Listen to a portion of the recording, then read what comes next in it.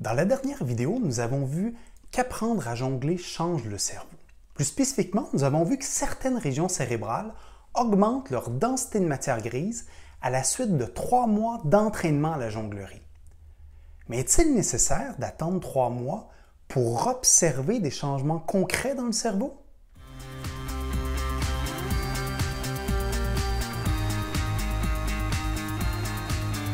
Combien de temps faut-il pour transformer son cerveau?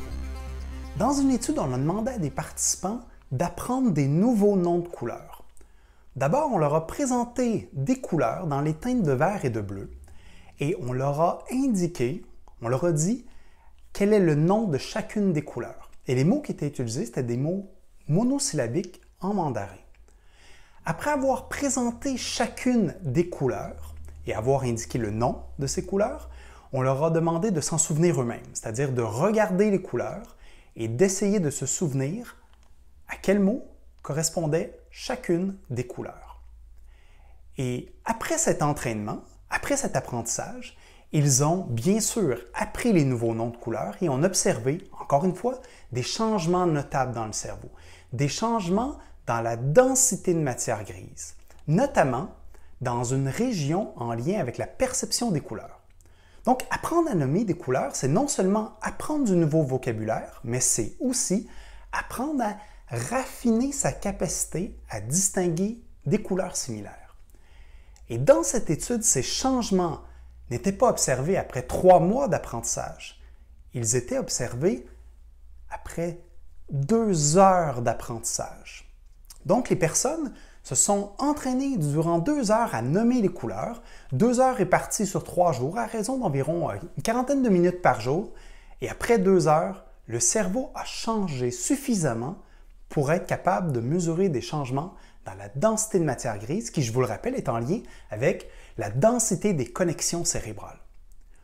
Tout porte à croire donc que ça ne prend pas 3 mois ni 2 heures pour transformer son cerveau, mais qu'en fait, à chaque instant, le cerveau change. À chaque instant, le cerveau ajuste ses connexions pour apprendre et s'adapter aux nouvelles situations, aux nouveaux défis qui sont présentés à nous.